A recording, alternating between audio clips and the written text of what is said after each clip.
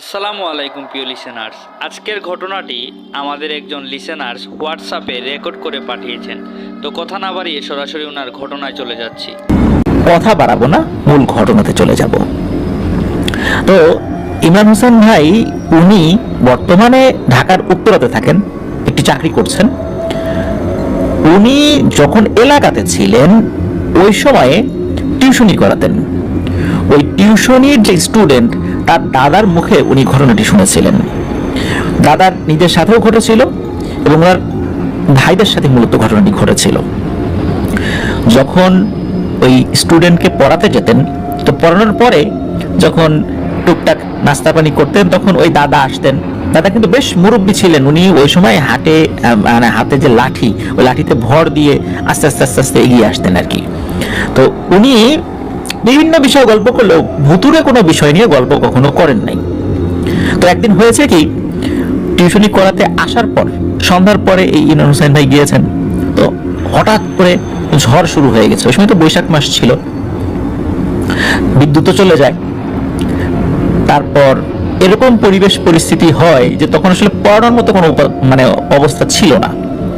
স্টুডেন্টও বললো যে স্যার আজকে পড়বো না। ওদিকে ওই স্টুডেন্টের দাদাও চলে এসেছে। তখন ইমরান হোসেন ভাই বললেন যে হ্যাঁ ঠিক আছে, আজকে তো আসলে পড়ানোর মতো অবস্থাও নাই, কারণ যেরকম ঝড় বাদল শুরু হয়েছে, এখন তো বের হয়ে আসলে যাওয়া যাচ্ছে না। তো আমরা একটু গল্প গুজব করি। যেহেতু ঝড়ের রাত, অন্ধকার ছিল চারদিকে, দমকা বাতাস, ওই সময়ে ইমরান হোসেন ভাই ওই দাদার কাছে জিজ্ঞেস করেন যে দাদা আপনার সাথে কি কোনো ভুতুরে ঘটনা আছে কিনা। তো তখন তার স্টুডেন্ট বলছিল যে হ্যাঁ দাদার সাথে একটা ভুতুরে ঘটনা আছে, কিন্তু সহজে বলে না, দাদা আজকে বলো। উনি একটু গড়িমসি করলেও পরবর্তীতে বলেন, কিন্তু বিষয়টা খুব স্পর্শকাতর হওয়ার কারণে উনি একদম এক্সাক্ট কিছু কিছু নাম বলতে নিষেধ করেছিলেন এবং গ্রামের যেই নামটা, ওই নামটা বলতে উনি নিষেধ করেছিলেন। তো এই শর্তেই মূলত ঘটনাটি ইমরান হোসেন ভাই এটা শুনেছিলেন এবং অন্যদের কাছেও বলার অনুমতি ছিল, শুধু এই বিষয়গুলো বাদ রেখে। তো ঘটনাটির সময়কাল অ্যাকচুয়াল যে সময়কাল দাদা বলতে পারেন নাই, তো বেশ আগে 80-র দশকেরও আগে বা মুক্তিযুদ্ধের পরের সময়, এরকম আর কি একটা সময় আর কি, এক্সাক্ট সাল ওনার মনে নেই। তো ওই দাদারা ছিলেন 4 ভাই। সবার মধ্যে এই দাদা যার কাছ থেকে ঘটনাটি সংগ্রহ করা হয়েছে উনি ছিলেন সবার বড়।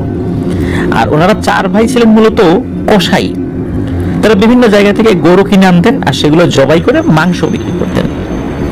আবার কেউ যদি গরু জবাই করে মাংস রেডি করে দেওয়ার কথা বলতো, তাহলেও তারা টাকার বিনিময়ে কাজটি করে দিতেন। বিভিন্ন প্রোগ্রামগুলোতে ওনারা গরু কেটে দিতেন। তো এইভাবে তাদের সংসার চলত। ওনাদের মা বাবা ওই সময় যারা ছিলেন তাদের মধ্যে একজন শুধু জীবিত ছিলেন, ওনার মা জীবিত ছিলেন, বাবা জীবিত ছিলেন না। আর ওনাদের এক বোন ছিল, এই 4 ভাই ছাড়াও একজন বোন ছিল।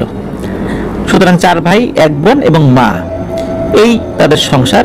আর ওনারা প্রত্যেকে ওই সময় বিবাহ শাদী করেছেন আর কি, তাদের পরিবার নিয়ে সবাই একসাথে আছেন আর কি। তো একদিন কি হয়, 2-3 গ্রাম পরে একটা গ্রাম থেকে একজন লোক আসেন তাদের কাছে। তিনি তার মেয়ের বিয়ে উপলক্ষে গরু জবাই করাবেন। এই জন্য এই যে দাদা, তো ওনার সাথে এসে কথা বলেন এবং তাদেরকে দিয়ে গরু জবাই করা এবং মাংস কেটে দেওয়ার কাজটা করাতে চান। তখন ওই দাদা বড় ভাই হিসাবে উনি সবসময় এই বিষয়গুলো ডিল করতেন আর কি। তো ওই লোকের সাথে কথা বলেন এবং বলেন ঠিক আছে, কাজটি তারা করে দেবেন।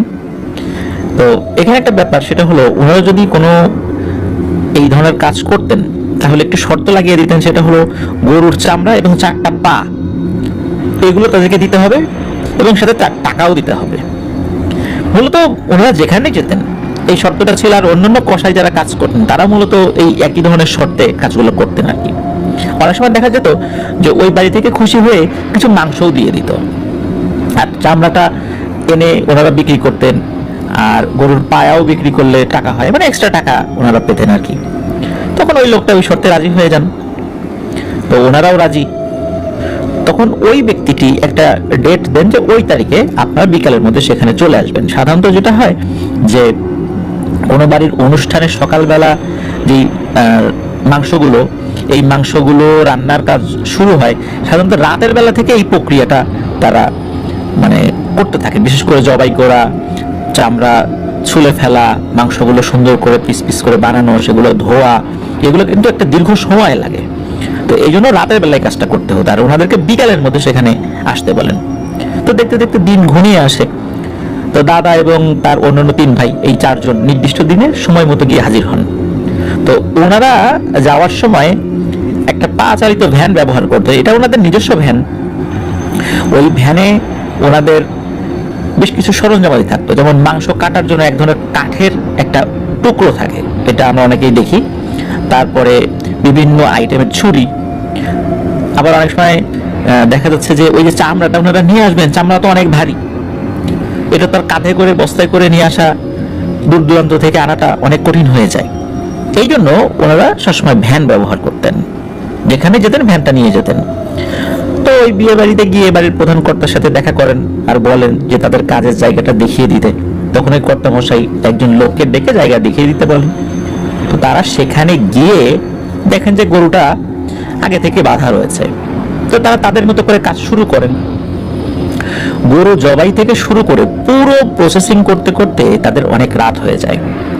তারা প্রায় মাঝরাতের দিকে কাজ শেষ করে বাড়ির দিকে রওনা হন। তো বলে রাখা ভালো যে তাদের যাওয়া আসার পথটা ছিল এমন যে কিছুটা পাকা রাস্তা, আবার বেশ কিছুটা কাঁচা রাস্তা। ফসল ক্ষেতের মাঝখান দিয়ে আবার এটা রাস্তা, মানে দুই পাশে ফসলের ক্ষেত, মাঝখান দিয়ে এরকম একটা রাস্তা চলে গেছে। রাস্তার একটা অংশ পাকা আর একটা অংশ কাঁচা। রাস্তাটা ছিল বেশ মোটামুটি ভালোই, 3-3.5 কিলোমিটার মতো হবে সব মিলিয়ে আর কি, কাঁচা পাকা মিলিয়ে। তবে এই পুরো রাস্তা জুড়েই যে দুই পাশে ফসলের মাঠ ছিল বিষয়টা এরকম না। এই মাঠ পার হওয়ার পর একটা জঙ্গল পড়ে। ওই জঙ্গলটায় আসলে সাধারণত কেউ যায় না, এটা সরকারি জায়গা, পরিত্যক্ত। তো এই জন্য ব্যক্তি মালিকানা না থাকার কারণে লোকজন ওখানে টুকটাক হয়তো বা কখনো কাঠ কাটতে যায় কি যায় না, লোকজন খুব কম যায়। ঝোপঝাড় বেশি, মানে ওখানে যে বড় বড় গাছ রয়েছে বিষয়টা এরকম না, কম আছে, ঝোপঝাড় বেশি, এই জন্য ওখানে খুব একটা লোকজন যায় না। দাদারা ভ্যান চালিয়ে আসছিলেন। তাদের 4 ভাইয়ের মধ্যে মেজ যিনি, উনি ভ্যানটা চালাচ্ছিলেন মূলত ওই যে ওই কাজটা শেষ করে আসার পথের কথা বলছি আর কি। তো কিছুটা পথ আসার পর ওই যে যিনি মেজ ভাই, উনি এই দাদা মানে বড় ভাইকে বলেন যে ভাই দেখো তো সামনেটা কি।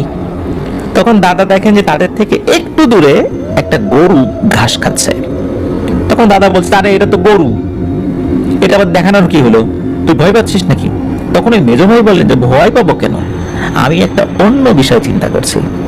তখন দাদা দেখে জিজ্ঞেস করেন বিষয়টা কি? তখন ওই মেজ ভাই বলেন, এত রাতে কার গরু ছুটে এখানে চলে আসলো, চলো আমরা এটাকে ধরে নিয়ে যাই। তখন দাদা বলে যে কেন, এটাকে ধরবো কেন? তখন ওই মেজ ভাই বলতেছে যে এটাকে ধরে নিয়ে যাই, যদি মালিক আসে খুঁজতে খুঁজতে আমরাও খুঁজবো, যদি মালিক পাওয়া যায় তাকে দিয়ে দিব, আর যদি মালিক না পাওয়া যায় তাহলে এটাকে আমরা জবাই করে ফেলবো। তখন দাদা বলে যে না, এটা যে ওরকম আছে ওরকমই থাক, এটাকে এখান থেকে নিয়ে যাওয়ার দরকার নাই, প্রতিমধ্যে যদি আবার কেউ দেখে ফেলে তখন আমাদের দোষ হবে, ভালো নিয়ে থাকলেও আমাদের দোষ হয়ে যাবে যে আমরা এটা গরু চুরি করে নিয়ে যাচ্ছি। কারণ আমরা কষাই আছি, কষাই থাকি, মান সম্মান নিয়ে বেঁচে থাকি, গরু চোরের অপবাদ শোনার দরকার নাই, এই তুই ভ্যান চালা। দাদা এটা বলেন। এখন সমস্যা হলো যে এই মেজ ভাই যিনি ভ্যান চালাচ্ছেন উনি বারবার অন্যান্য যে আরো 2 ভাই আছেন এই দাদা ছাড়া, তাদেরকেও একটু ফুসলাচ্ছিলেন যে গরুটা ধরি। একটা পর্যায়ে কি হয় যে অন্য যে 2 ভাই, এরা মানে ছোটজন এবং সেজজন, তারা আবার এই বড়জন মানে দাদাকে চাপ সৃষ্টি করতে থাকেন যে ভাই চলো না ধরি, সমস্যা কি? একটা পর্যায়ে দাদা অনিচ্ছা সত্ত্বেও রাজি হয়ে যান যে অন্যান্য 3 ভাই এত বলছে, আচ্ছা ঠিক আছে ধরি। তো তখন তারা 4 জন ভ্যান থেকে নামেন। ভ্যানটা মাঠের এক পাশে দাঁড় করে রাখা হয়, মানে রাস্তার থেকে নামিয়ে একটা জায়গায় দাঁড় করে রাখা হয় আর কি। আস্তে আস্তে আস্তে আস্তে ওনারা ওই গরুর দিকে এগিয়ে যান। গরুটা কিন্তু তার মতো করে ঘাস খাচ্ছিল। হঠাৎ করে ওই 4 জন একত্রে গরুর উপর ঝাঁপিয়ে পড়েন। ওই গরুর গলায় ছোট্ট একটা দড়ি ছিল, কিন্তু ওই দড়িটা অন্যান্য দড়ির মতো ছিল না, মনে হচ্ছিল দড়িটা স্বর্ণের দড়ি, চকচক চকচক করছে, এরকম একটা অবস্থা। তবে দড়ি চকচক করছে এটা ওনারা দেখেছিলেন, কিন্তু দড়ির দিকে আসলে ওনাদের খুব একটা নজর ছিল না, গরুটাকে ধরার দিকে তার নজর ছিল বেশি। আর গরুটাও বেশ বড় সড়ো ষাঁড় গরু ছিল, বেশ স্বাস্থ্যবান ছিল। তো চারজন একসাথে ঝাঁপিয়ে পড়লেও ওনারা গরুটাকে ধরতে পারেন না। আর যখনই ওনারা গরুটাকে ধরার চেষ্টা করে তখনই দৌড়ে গিয়ে ওই গরুটা দূরে সরে যায়। তখন আবার ওই চার ভাই ওই গরুটার পিছনে ধাওয়া করা শুরু করে। গরুটা দৌড়তে দৌড়তে ওই জঙ্গলের ভিতরে ঢুকে যায়। তখন ওই যে দাদা, মানে চার ভাইয়ের মধ্যে যিনি বড়, তিনি বলেন, এই চল তো আমরা চলে যাই, ওটা জঙ্গলের ভিতরে চলে গেছে, যাক ও একাই বের হয়ে যাবে, আর ভালো লাগছে না, চল, কাজ করে অনেক ক্লান্ত, এখন এই গরুর পিছনে ছুটতে পারবো না। তখন বাকি তিন ভাই বলে, আরে বাদ দাও তো, কিসের ক্লান্ত, গরুটাকে ধরতেই হবে। তো এই চিন্তা করে তারাও জঙ্গলের মধ্যে ঢুকে পড়েন। তো বড় ভাই যিনি, মানে দাদা, উনিও অন্য তিন ভাইয়ের প্ররোচনায় রাজি হয়ে যান। এরপর ওনারা গরুটাকে খুঁজতে শুরু করেন। খুঁজতে খুঁজতে একটা সময় ওনারা গরুটাকে পেয়েও যান, এবং একটা পর্যায়ে অনেক চেষ্টার পরে গরুটাকে ওনারা ধরতে সক্ষম হন। কিন্তু তখন আবার একটা বিষয়ে চিন্তা করতে থাকেন, এই গরুটাকে ধরে যদি এখন নিয়ে যাব, এই সময় যদি কেউ দেখে ফেলে তাহলে মানুষজন কি বলবে, জঙ্গলের ভিতর থেকে এদিক থেকে গরু ধরে নিয়ে আসছি, এই ভয়টা তখন তাদের মধ্যে কাজ করে। তখন এই যে মেজো ভাই, উনি একটা মতলব আটেন এবং এটা অন্যদের সাথে শেয়ার করেন। উনি বলেন, একটা কাজ করা যাক, আমরা গরুটাকে এখানে জবাই করে মাংস নিয়ে যাই, তাহলে তো কেউ আর কিচ্ছু টের পাবে না। তখন তাদের মধ্যে একজন গিয়ে ভ্যান সহ তাদের যে সরঞ্জামাদি ছিল সেগুলো নিয়ে আসেন, কারণ গরুর পেছনে দৌড়াতে দৌড়াতে ওই ভ্যান সহ জিনিসপত্র ওই মাঠের মধ্যে রেখে তোমরা চলে এসেছিলেন। এরপর গরুটাকে চারজন মিলে মাটিতে শুইয়ে দেন। গরুটা তো অনেক ধস্তাধস্তি করে, কিন্তু তাদের সাথে পেরে ওঠে না, কারণ এই চারজনে ছিলেন খুবই সুঠাম দেহের অধিকারী এবং শক্তিশালী। কারণ এই চারজনের মধ্যে তিনজনই একটা বড় ষাঁড় গরু মাটিতে ফেলে চেপে ধরে রাখতে সক্ষম হতেন, আর আরেকজন জবাই করে ফেলতেন, যেহেতু ওনারা ওই কাজটা করেই অভ্যস্ত আর কি। তো যাই হোক, কোনোভাবে তারা গরুটাকে শুয়ে দিয়েই গলায় ছুরি চালিয়ে দেন। গরুটা তখন অদ্ভুত একটা আওয়াজ করতে থাকে। গরুর যেই ধরনের গোংরানি, বিষয়টা এরকম না। কোনো বোবা মানুষ যদি কথা বলার চেষ্টা করে, ঠিক যেমনটা শোনা যায় এরকম মানুষের কণ্ঠের মতো, কিন্তু এটা কোনো মানুষের কণ্ঠের মতো মনে হলেও এটা যে গরুর এরকম গোঙানির শব্দ না, এটা ওনারা বুঝতে পারেন। আর যখন ওই গরুটা ওই ধরনের গোঙানির মতো শব্দ করছিল, তখন চারদিক থেকে নানান ধরনের জীবজন্তু ডাকাডাকি শুরু করেছে, বিভিন্ন আওয়াজ ভেসে আসছিল। ওই সময় ওনারা চার ভাই মনে মনে ভয় পেল, তাদের মেজো ভাইয়ের কথায় অন্যান্য ভাইরা সাহস ফিরে পান। মেজো ভাই বলেন, এটা কিছু না, জঙ্গলে তো পশু পাখি ডাকাডাকি করবেই। কিন্তু ওখানে এমন ধরনের কিছু ডাকাডাকি শোনা যাচ্ছিল, ওই জঙ্গলে নিশাচর প্রাণী এটা আছে, নিশাচর প্রাণী যেগুলো রাতের বেলা থাকে, নিশাচর পাখি, কিন্তু ওখানে তো কোনো হিংস্র জীবজন্তু নাই, কিন্তু ওখানে বিভিন্ন ধরনের হিংস্র জীবজন্তুর আওয়াজও তারা শুনেছিলেন।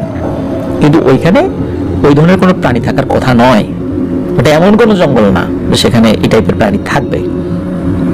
তো যাই হোক, ওনারা গরুটাকে জবাই করেন, অল্প সময়ের মধ্যে চামড়াটা ছুলে ফেলেন, গরুর বিভিন্ন অংশগুলো ওনারা কেটে কয়েক টুকরো করেন, এরপর কাঁধে করে ওই ভ্যানের উপর রাখেন, বাড়িতে নিয়ে আসেন। ওনাদের ওইখানে বসে বসে ওই মাংস টুকরো টুকরো কেটেছেন, বিষয়টা এরকম না, ওই গরুটাকে কয়েক টুকরো করে ওনারা বাড়িতে নিয়ে এসেছিলেন। প্রতিমধ্যে তাদের কোনো সমস্যা হয়নি। তো বাড়িতে আসার পর বাড়ির লোকজন জিজ্ঞেস করে যে এত মাংস কোত্থেকে পেলে? তখন তারা বলে যে যেখানে কাজ করতে গিয়েছিলেন তারা, সেই মালিক তাদের কাজে খুশি হয়ে উপহার দিয়েছে। বাড়ির লোকজন, মানে এই চারজনের বউ, বাচ্চা কাচ্চা, তারপর আর মা, এই চার ভাইয়ের বোন, এরা তো বিশ্বাস করতে পারে না। কারণ হলো, খুশি হয়ে উপহার দিলে ঠিক আছে, কিন্তু এত মাংস তো কেউ খুশি হয়ে দেয় না, একটা গরুর সমান মাংস কি কেউ দেয় নাকি? এরপর ওনাদেরকে ভুলভাল বুঝ দেওয়া হয় যে ওখানে অনেকগুলো গরু কাটা হয়েছে, এর মধ্যে থেকে এক একটা গরু থেকে একটু একটু করে দিতে দিতে এরকম হয়েছে, কোনো গরুর রান নিয়েছি, কোনো গরুর ঘাড়ের অংশ নিয়েছি, এরকম করতে করতে এরকম হয়েছে। তো ওনারা ওই বিষয়টা নিয়ে খুব একটা প্রশ্ন তোলেন না। এর মধ্যে থেকে গরুর বেশ খানিকটা মাংস ওনারা রেখে দেন। ওই সময় কিন্তু ওই জাল দিয়ে দিয়ে বেশ সময় নিয়ে খাওয়া যেত, আর বাকি অংশটা পরের দিন সকালবেলা ওনারা বাজারে নিয়ে গিয়ে বিক্রি করে দেন। বড় চামড়াটাও বিক্রি করে দিয়ে দেন, পায়াটাও বিক্রি করে দেন। এরপরে কেটে যায় প্রায় বছর খানেক, কোনো ধরনের কোনো সমস্যা হয়নি। এক রাতে ওই যে মেজ ভাই, উনি একটা স্বপ্ন দেখেন। তিনি দেখেন কোনো একটা জায়গায় উনি দাঁড়িয়ে আছেন, চারপাশে শুধু বন জঙ্গলে ঘেরা। ওই বন জঙ্গলের মাঝখানে উনি দাঁড়িয়ে, হঠাৎ দেখেন মোটা একটা গাছ থেকে একটা আলোক রশ্মি বের হলো। তো সাথে সাথে ওই গাছ ভেদ করে 4 জন লোক বের হয়ে আসলো, আর সাথে একটা গরু। তাদেরকে দেখে মনে হচ্ছে তারা গরুটাকে জবাই করার জন্য প্রস্তুতি নিচ্ছে। গরুটাকে তারা টেনে হিচড়ে নিয়ে আসছে। এভাবে তারা গরুটাকে জোর করে শুইয়ে দিয়েই গলায় ছুরি চালিয়ে দেয়। এই পুরো ঘটনাটা সেই মেজ ভাই অবাক দৃষ্টিতে ওই ঘুমের মধ্যেই দেখছিল। তার কাছে মনে হচ্ছিল উনি একটা বাস্তব জিনিস দেখছেন। উনি ওই ঘুমের মধ্যেই মানে ওই যে অবয়বগুলো, যে 4 জন লোক, তাদেরকে বলেন, এই কারা তোমরা? কার গরু? তোমরা কি করছো? জবাই করছো কেন? এতক্ষণ কিন্তু ওই 4 জন লোকের চেহারা ভালো করে উনি বুঝতে পারেন নাই। ওই লোকগুলো যখন তার দিকে ঘুরে তাকায়, তখন উনি দেখেন যে এই যে 4 জন লোক, এই 4 জন লোক হচ্ছে হুবহু তারা 4 ভাই। তার বড় ভাই, মেজ ভাই, সেজ ভাই, ছোট ভাই। মানে উনি যিনি স্বপ্নে দেখছেন উনিও ওই 4 জনের মধ্যে আছেন। এরপরে উনি আরো একটা ভয়ানক বিষয় খেয়াল করেন যে তাদের চেহারাটা আস্তে আস্তে পরিবর্তন হচ্ছে এবং সেগুলো ভয়ঙ্কর চেহারায় রূপান্তরিত হচ্ছে। সবারই মুখ পুরো ঝলসে যাওয়ার মতো, চোখের স্থানে কিছু আছে কিনা বোঝা যাচ্ছে না, আর ঠোঁটগুলো অনেকটা ঝুলে পড়া। তখন ওই 4টি অবয়বের মধ্যে একটা বলে, এই কি অপরাধ করেছিল আমাদের ভাই? কেন তাকে এভাবে তোরা হত্যা করলি? শুধু কি হত্যা করেছিস, তার মাংস তোরা খেয়েছিস।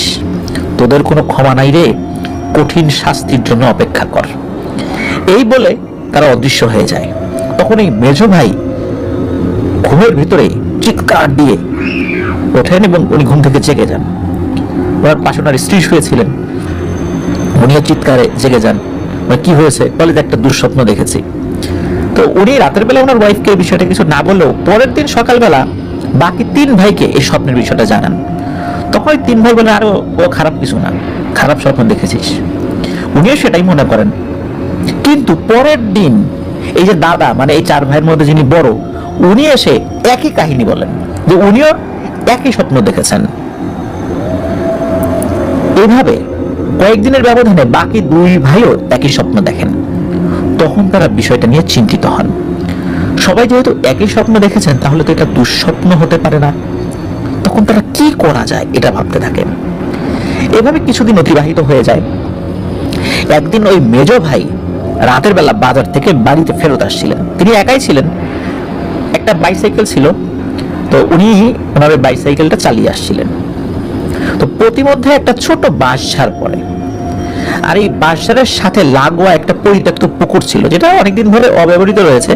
পানি নাই বললেই চলে, বর্ষাকালে একটু পানি জমে, অন্য সময় শুকনোই থাকে। তো তখন তিনি ওই বাঁশঝাড়ের কাছে যখনই ওই এসেছেন আর কি, উনি দেখেন ওই পুকুরের ভেতর থেকে মাটি ভেদ করে, মনে হলো মাটি ফুঁড়ে একটা কিছু বের হলো। চাঁদের আলো ছিল। ওই বের হয়ে ওই জিনিসটা দৌড়ে ঠিক রাস্তার মাঝ বরাবর এসে দাঁড়িয়ে পড়ে। এই অবয়বটাকে দেখে উনি সাইকেলটা দাঁড় করান, আর ওই প্রাণীটির দিকে উনি লক্ষ্য করেন। এটা যে কি প্রাণী উনি বুঝতে পারছিলেন না। এই ধরনের প্রাণী উনি আগে কখনো দেখেছেন কিনা এটা উনি বলতে পারেন না। এটা দেখতে না শেয়াল না কুকুর, তবে আকারটা বেশ বড়।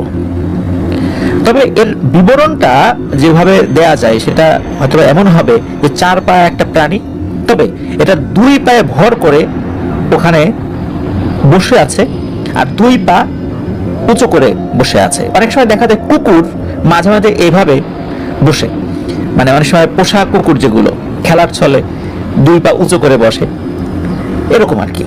ওইভাবে বসে আছে। মুখটা লম্বাটে ধরনের, কিছুটা শেয়ালের মতো। মুখের 2 দিক দিয়ে বড় বড় 2টো সুচালো দাঁত বের হয়ে আছে এবং মনে হচ্ছে নাকের উপর একটা গন্ডারের মতো একটা ছোট শিং রয়েছে। শরীর ভর্তি বড় বড় লোমে ভরা, আর হাতের নখগুলো বড় বড় এবং এতটা ধারালো এবং সাদা, মনে হচ্ছে চাঁদের আলো তো সেটা চিকচিক চিকচিক করছে।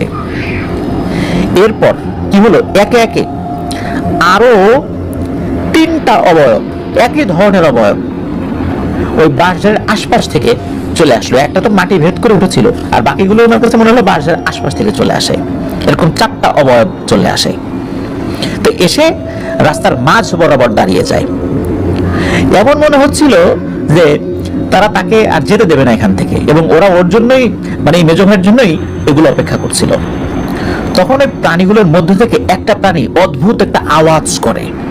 এই আওয়াজটাও খুব ভয়ানক এবং অপরিচিত আওয়াজ। সাধারণত কুকুর, বিড়াল, শেয়াল বা অন্যান্য কোনো প্রাণী এই ধরনের আওয়াজ করে না, মানে যেটা তার পরিচিত প্রাণী আছে এরকম পরিচিত কোনো প্রাণীর এরকম আওয়াজ উনি শোনেন নাই। খুবই ভয়ঙ্কর একটা আওয়াজ ছিল। এরপর ওইসব প্রাণী একসাথে ভয়ঙ্কর আওয়াজ শুরু করে। এই সময় নেকড়ে বাঘ একসাথে ডাকাডাকি শুরু করে, অনেকটা তেমন আর কি। এই ভয়ঙ্কর আওয়াজে ওই মেজো ভাইয়ের কলিজা কেঁপে ওঠে। উনি তো ভয়ে দিশেহারা হয়ে পড়েন, কি করবেন বুঝতে পারেন না। তখন তিনি একটা কাজ করেন, ওনার সাথে থাকা একটা বিড়ি উনি ধরিয়েছেন। ওই সময় তো উনি বিড়ি খেতেন আর কি, গ্রামের মানুষ যেটা সাধারণত খেয়ে অভ্যস্ত ছিলেন ওই সময়টাতে। উনি জানতেন যে এই টাইপের কোনো প্রাণী আগুন দেখলে কাছে আসতে পারে না, কিন্তু ওনার এই চিন্তাটা পুরোপুরি ভুল প্রমাণিত হয়। একটা দমকা হওয়া এসে ওনার হাত থেকে বিড়িটা ফেলে দেয়। চারপাশে মনে হচ্ছিল ঝড় শুরু হয়ে গেছে, গাছপালা মনে হচ্ছে দুমড়ে মুচড়ে যাবে, বাঁশঝাড় নুয়ে পড়ে মাটির সাথে। তখন ওই প্রাণীগুলোর মধ্যে থেকে একটা প্রাণী মানুষের মতো করে কথা বলে ওঠে এবং ওই মেজো ভাইয়ের নাম ধরে বলে, কিরে, বলছিলাম না কঠিন শাস্তির জন্য প্রস্তুত হ, আজকে তোর জীবনের শেষ দিন। এই বলে ওই প্রাণীগুলো একসাথে ওই মেজো ভাইয়ের উপর আক্রমণ করে। শুরু হয় ধস্তাধস্তি, তাকে বারবার আছড়াতে থাকে, এমন আছাড় তাকে মারে আসলে শরীরের হাড়গোড়ের বিভিন্ন জায়গা এগুলো ভেঙে গিয়েছিল। এবং কি করেছে, তাকে টেনে হিচড়ে বাসার পাশে ওই যে পুকুরটা, ওই পুকুরটার দিকে নিয়ে যাচ্ছে। এমন সময় দূর থেকে একটা আওয়াজ ভেসে আসে, একজন লোক আসছিল, এবং এটা ছিল এই মেজো ভাইয়ের বড় ভাই, মানে এই যে দাদা যিনি ঘটনাটি বলেছেন আর কি। উনিও বাজারে গিয়েছিলেন কাজ করতে, ওনার ফেরত আসতে দেরি হচ্ছিল। তো উনি আবার বুঝতে পারেন না এটা কে। উনি যখন দেখছেন কোনো একটা মানুষকে টেনে হিস্ট্রি নিয়ে যাওয়া হচ্ছে, উনি চিন্তা করেছিলেন যে গ্রামে অনেক সময় একজনের সাথে আরেকজনের শত্রুতা থাকে, মাঝে মাঝে রাতের বেলা সংঘবদ্ধ হয়ে ওই নির্দিষ্ট ব্যক্তিকে আক্রমণ করে। উনি চিন্তা করেছেন যে এরকম কোনো ব্যক্তিকে কেউ আক্রমণ করেছে, মেরে ফেলার চেষ্টা করছে। এই জন্য উনি জোরে চিৎকার দিচ্ছিলেন, এই কে রে এখানে, এই তোরা কাকে মারিস, তোরা কারা, এরকম করে জোরে করে চিৎকার করছিলেন। তো ওই সময় ওই চিৎকারটা কিন্তু এই মেজো ভাই শুনেছিলেন এবং বুঝেছিলেন তার বড় ভাই। তখন বড় ভাই বলে একটা জোরে চিৎকার দিয়ে উঠেছিলেন। এরপরে উনি বেহুশ হয়ে যান। পরে যখন তার হুঁশ ফেরে তখন এই মেজো ভাই দেখেন তিনি তার বাড়িতে। তাকে জিজ্ঞেস করা হলে তিনি এই যে পুরো বিষয়টা সবকিছু খুলে বলেন। মূলত বড় ভাই এসে দেখেন তারই মেজো ভাই ওখানে পড়ে আছে, তার সাইকেলটা একটা জায়গায় পড়ে আছে। মূলত সাইকেল দেখে উনি বুঝতে পেরেছিলেন যে এটা তার মেজো ভাই। তো উনিও এখান থেকে উদ্ধার করে নিয়ে এসেছিলেন।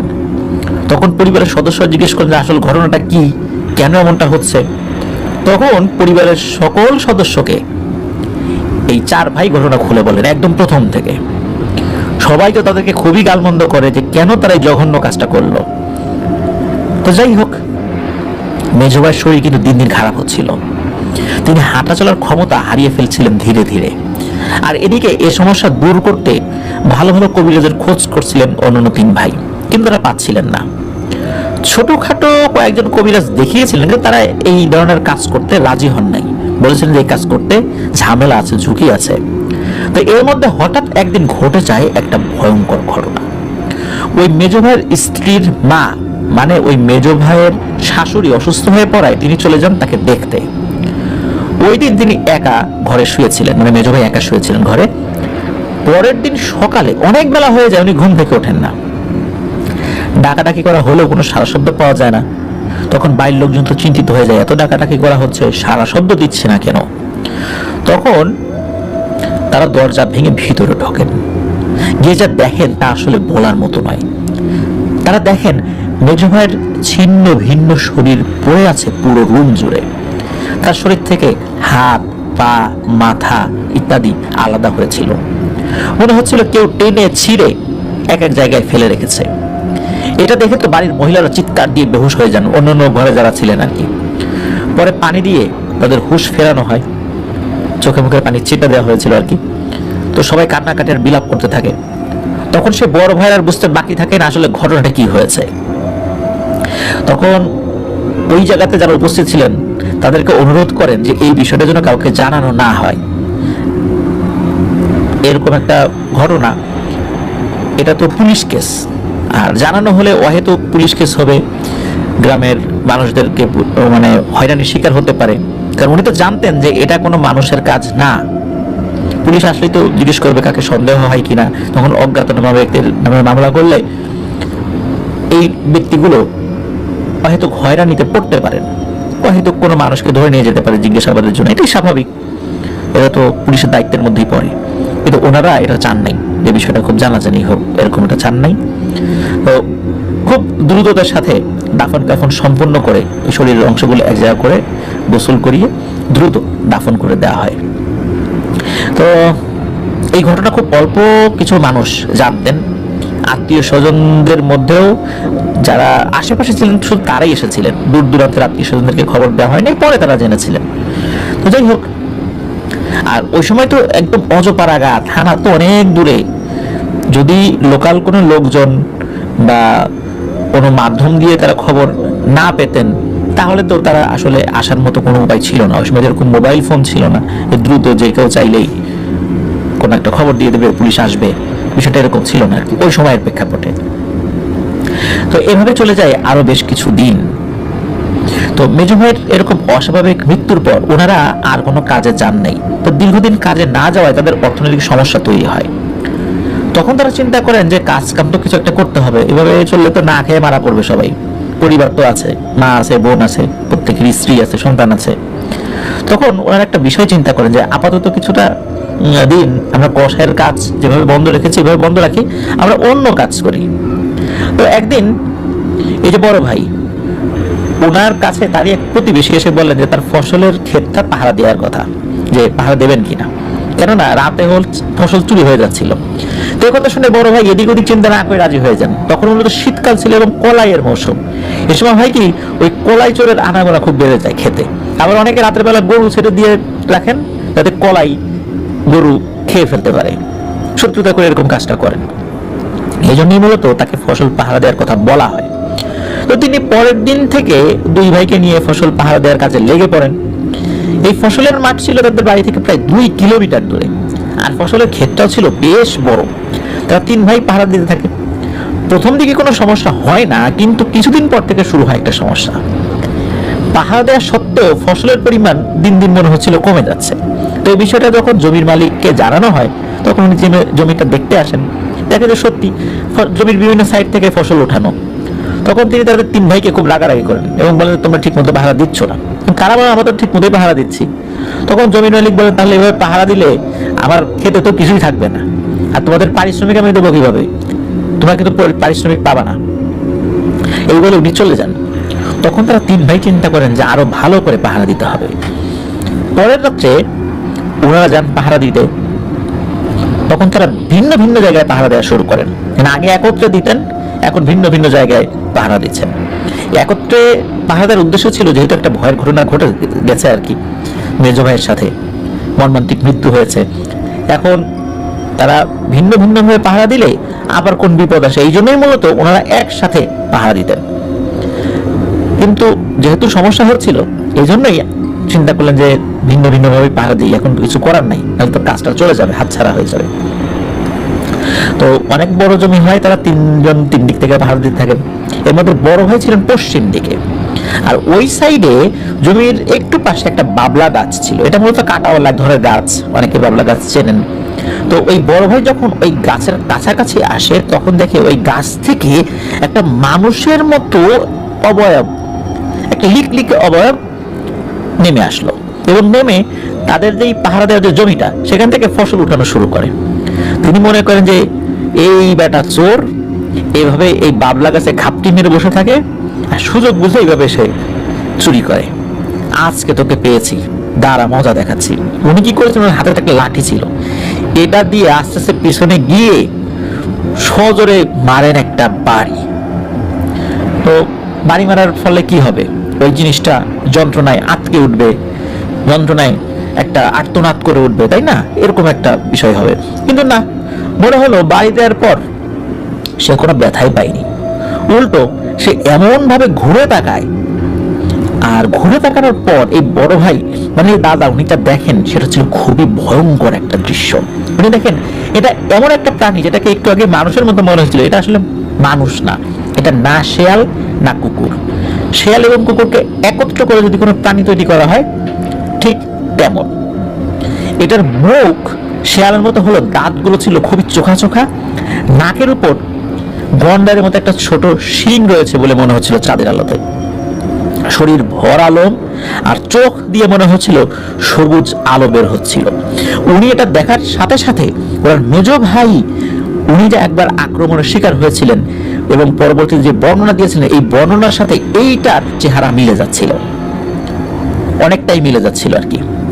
আর এই জিনিসটারও হাত পায়ের নখগুলো ছিল বড় বড়, সাদা, চকচক চকচক করছিল চাঁদের আলোতে।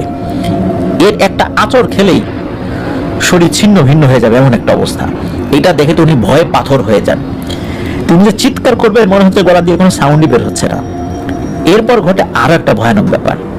তার সামনে থাকা অবয়বটা মুহূর্তের মধ্যে একটা থেকে কয়েকটায় পরিণত হয়, একটা থেকে 3টা কি 4টা এরকম হয়ে গেছে। মনে হচ্ছিল ওইটার ভেতর থেকেই আরো বেশ কয়েকটা বের হয়ে এসেছে। এরপর তারা ঝাঁপিয়ে পড়ে বড় ভাইয়ের উপর, তারা তাকে আঁচড়াতে থাকে এবং বড় বড় নখ দিয়ে তার শরীরে আঁচড় কাটতে থাকে। একটা সময় তিনি জোর একটা চিৎকার করে বেহুশ হয়ে যান। পরে যখন তার হুঁশ ফেরে তখন তিনি দেখেন উনি বাড়িতে, তার চারপাশে তার পরিবারের লোকজন। 3 দিন পর তার হুঁশ ফিরেছিল। তিনি এক সাইডে কাত হয়ে শুয়েছিলেন, উনি চিত হয়ে শুতে পারছিলেন না ব্যথায়, তার শরীর বিভিন্ন জায়গায় আঁচড় দেওয়া ছিল, তার পিঠে গভীর ক্ষত হয়েছে, দেখে মনে হচ্ছে কেউ নখ দিয়ে আঁচড় দিয়ে এমনটা করেছে। মূলত উনি যখন চিৎকার দিয়েছিলেন অন্য সাইড থেকে তার 2 ভাই ওই দিকটাতে চলে এসে ওনাকে উদ্ধার করেন। তারা এসে এখানে কিছু দেখতে পায় নাই। তো এই দাদা মানে যে বড় ভাই, তার পিঠে থাকা ক্ষতগুলো এই ইমরান ভাই যিনি ঘটনা সংগ্রহ করেছেন উনি নিজেও দেখেছেন। ঘটনা বলার পর ওই জামাটা একটু উঁচু করে এই ক্ষতগুলো দেখিয়েছিলেন। উনি ছবি তুলতে চেয়েছেন কিন্তু এই বড় ভাই মানে এই যে দাদা উনি রাজি হন নাই। এত বছর পরও মনে হচ্ছিল ক্ষতগুলো একদম তাজা। যাই হোক, এরপর ওনার একটা বড় কবিরাজের সন্ধান পান। ওই কবিরাজের বাড়ি ছিল মাগুরা জেলার নোয়াহাটা ইউনিয়নে। তো গ্রামের নামটা এই দাদা মানে বড় ভাই মনে করতে পারেন নাই। আর কবিরাজের নাম কামাল বা কাশেম এরকম কিছু একটা হবে, মানে ক দিয়ে নামটা উনি পুরোপুরি মানে আসলে ওনার মনে নাই, মনে করতে পারেন নাই। তো সেখানে যাওয়ার পর তারা কবিরাজকে সব ঘটনা খুলে বলেন। কবিরাজ এটা শুনে তাদেরকে অপেক্ষা করতে বলেন এবং উনি ওনার একটা নির্দিষ্ট কক্ষে প্রবেশ করেন। তাদেরকে বলেন যে আমাকে ডাকাডাকি করবেন না, আমি ঘন্টাখানেক পর নিজেই বের হয়ে আসবো, আমি দেখি আসলে তথ্য নিয়ে ব্যাপারটা কি। তো ঘন্টাখানেক পর উনি খুব গম্ভীর মুখে বের হয়ে আসেন। তিনি জানান যে তিনি তার সাথে থাকা জিনদের মাধ্যমে যে তথ্য সংগ্রহ করেছেন সেটা হলো যে এই যে জিনগুলো এসে এনাদের ক্ষতি করছে, এরা মূলত 5 ভাই। তারা ওই জঙ্গলে, প্রথমে যে জঙ্গলের কথা প্রিলিসেন্ট আমরা বলেছি এবং তৎসংলগ্ন যে এলাকা রয়েছে ওই এলাকায় বহু বছর ধরে বসবাস করে। এই ভাইদের মধ্যে একজন ছিল বোবা, এ ছিল আবার খুবই নম্র ভদ্র স্বভাবের, কিন্তু বাকি ভাইরা ছিল খুবই দুষ্টু প্রকৃতির জিন। তারা কোনো কারণ ছাড়াই মানুষকে ভয় দেখাতো। ওই যে আমরা বিভিন্ন ভয়ের ঘটনা দেখি না বা শুনি না, ওরকম টাইপের আর কি। এরা মানুষকে ভয় দেখাতো কারণ ছাড়া, এটা দেখে খুব মজা পেত, মানুষকে ক্ষতি করার চেষ্টা করতো। এই জন্য তাদের সম্প্রদায়ে বিভিন্ন সময় এদেরকে বিচারের সম্মুখীন করা হয়েছে। বিচারে বসার পর যারা বিচার করত তখন এই ভাইদেরকে বলতো যে এই তোরা তোদের ছোট ভাইকে দেখে শেখ, ও কত ভদ্র নম্র, ও বোবা হলেও কতটা শান্ত স্বভাবের, ও মানুষের উপকার করে, কখনো ভয় দেখায় না, ক্ষতি করে না। আর তোরা ওর কাছ থেকে, ছোট ভাইয়ের কাছে তোরা শিক্ষা নিতে পারিস না, এরকম নাকি তাদেরকে অনেক সময় বলা হতো। এই ভাইগুলো তারা দুষ্টু স্বভাবের হলেও তারা তার এই বোবা ভাইদের জন্য খুব গর্ববোধ করতো। আমরা দুষ্টু হলেও আমার এই ভাইটা খুব ভালো, ও ও মানুষের উপকার করে। আর এই বোবা জিনটা মানে বোবা ছোট ভাইটা সে ইশারা ইঙ্গিতে সবসময় তার অন্য ভাইদেরকে বলতো যে মানুষের এইভাবে ডিস্টার্ব করা যাবে না, ক্ষতি করা যাবে না, আল্লাহ গুনাহ দেবেন, এরকম সে ইশারা ইঙ্গিতে বোঝাতো এবং সবসময় অন্য ভাইদেরকে সে নিষেধ করত। এমনও হয়েছে অন্য ভাইরা মিলে কোনো একটা মানুষকে ভয় দেখানোর জন্য গিয়েছে, সে ওখানে উপস্থিত হয়ে অন্য ভাইদেরকে তাড়িয়ে দিয়েছে, এমনও হয়েছে। তো ভাই তো কিছু আর বলতে পারে না তারা, কিন্তু তারা সবসময় তার এই বোবা ভাইয়ের জন্য গর্ববোধ করত। এখন হয়েছে কি, এই যে ভাইগুলো ওরা একজন মানুষকে বিরক্ত করেছিল, যার ফলে ওই মানুষের বেশ ক্ষতিও হয়েছিল। পরে একজন কবিরাজ সে তার রিচুয়ালের মাধ্যমে এই ভাইগুলোকে হাজির করেন, ওই বোবা ভাই সহ। কিন্তু ওই কবিরাজ জানতে পারেন যে এই বোবা ভাই ভালো ও মানুষের উপকার করে, অন্য ভাইগুলো দুষ্টু। তখন কবিরাজ কি করেছেন, এই বোবা ভাইকে রেখে অন্য ভাইগুলোকে বোতলে বন্দি করে ফেলেন। এখন বোতলে বন্দি করেছেন, ওই বোবা ভাইটিকে ছেড়ে দিয়েছেন। আর ওই বোবা ভাই অনুরোধ করেন কবিরাজের কাছে যে ভাইদেরকে বন্দি না করতে, ওরা কারো ক্ষতি করবে না। কিন্তু ওই কবিরাজ বলেন যে তার জিনের মাধ্যমে জানতে পেরেছেন এই ভাইগুলো মানে ওই বলে যে তোর এই ভাইগুলো খুবই খারাপ, বিভিন্ন সময় মানুষের ক্ষতি করেছে, বিভিন্ন সময় বিভিন্ন কবিরাজের হাতে মারও খেয়েছে, তারপরে ভালো হয়নি, সুতরাং এদেরকে বন্দি করবই। যাই হোক, ওই ভাইগুলোকে বন্দি করে ফেলা হয়। এই ভাইটা বাইরে ছিল। এখন হয়েছে কি, এই ভাই সে তার মতো করে ঘুরে বেড়াতো, বিভিন্ন সময় মানুষের উপকার করত। উপকারটা এমন ছিল যেমন কোনো একজন পানিতে ডুবে যাচ্ছে, সাঁতার জানে না, কোনো একটা বাচ্চা হোক যেটা হোক মানে যেই হোক, এই বোবা জিনটি কি করতো, হঠাৎ করে এখান থেকে পানির ভিতর থেকে ওকে উপরে তুলে নিয়ে আসতো। তো ওই লোকটা বুঝতে পারতো না, ওই বাচ্চাটা বুঝতে পারতো না আসলে ঘটনাটা কি, কেন এমনটা হলো, এরকম ডুবে যাওয়ার হাত থেকে আমি বাঁচলাম কিভাবে। আবার দেখা যেত কোনো মানুষ গাছে বসে আছে বা কোনো কাজে গাছে উঠেছে, হঠাৎ করে সে পড়ে যেতে যাচ্ছে, এমন সময় ওই বোবা জিনটা তাকে একটা অন্য ডালে বসিয়ে দিত। তো ওই লোকটা চিন্তা করতো, আরে আমার তো পড়ে যাওয়ার কথা, আমি এখানে আসলাম কিভাবে। তো এইভাবে খুবই মানে গোপনীয়তার সাথে ওই বোবা জিনটা মানুষের উপকার করত। এখন ওই দিনে হয়েছে কি, ওই বোবা জিনটা সে তার মতো করে একটা গরুর রূপ নিয়ে ঘাস খাচ্ছিল। আর ওই সময়ে এই যে দাদা এবং তার 3 ভাই, এই 4 জন দিক দিয়ে যাচ্ছিল। তো মানুষের নজরে পড়ে যাওয়ার কারণে ওই জিনটা ওই সময় ওখান থেকে তার সুরত চেঞ্জ করে অদৃশ্য হয়ে যেতে পারেনি। এটা জিনদের একটা সীমাবদ্ধতা, অনেক ক্ষেত্রে এটা দেখা যায় যে তারা হঠাৎ করে মানুষের নজরে পড়লে তাদের সুরত চেঞ্জ করতে পারে না। তখন কি হয়েছে, ওই বোবা জিনটা মনে করেছিল যে গরু মনে করে ছেড়ে চলে যাবে, কিন্তু ওরা যখন 4 ভাই মিলে তাকে আক্রমণ করে, সে ওখান থেকে ছুটে চলে যায়। বারবার তাকে আক্রমণ করে, একটা সময় সে জঙ্গলের ভিতরে ঢুকে গেলেও তাকে ধরে ফেলতে সক্ষম হয় এবং ধরে ফেলার কিছু সময়ের মধ্যেই তাকে জবাই করে ফেলে। মূলত ওই বোবা জিনটা তার মতো করে গোঙানির শব্দ করেছিল যাতে তাকে ছেড়ে দেয়, কারণ ওই বোবা জিনের আর কোনো উপায় ছিল না, কারণ সে খুব নম্র ভদ্র এবং অনেকটা দুর্বল প্রকৃতির জিন ছিল আর কি। সে যে খুব শক্তিশালী টাইপের বিষয়টা এরকম না, এই জন্য সে কোনো ধরনের কোনো প্রতিরোধ গড়ে তুলতে পারেনি।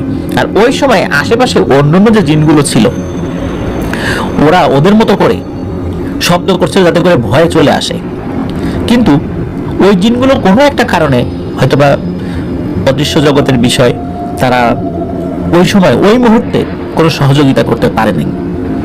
আর খুব অল্প সময়ের মধ্যে ঘটনাটা ঘটে গিয়েছিল, ওরা ছুরি চালিয়ে এই বোবা জিনটাকে হত্যা করেছিল এবং হত্যা করার পর সে মাংস নিয়ে যায়, তারা নিজেরাও খায়, বাজারে বিক্রি করে। তো এই কারণে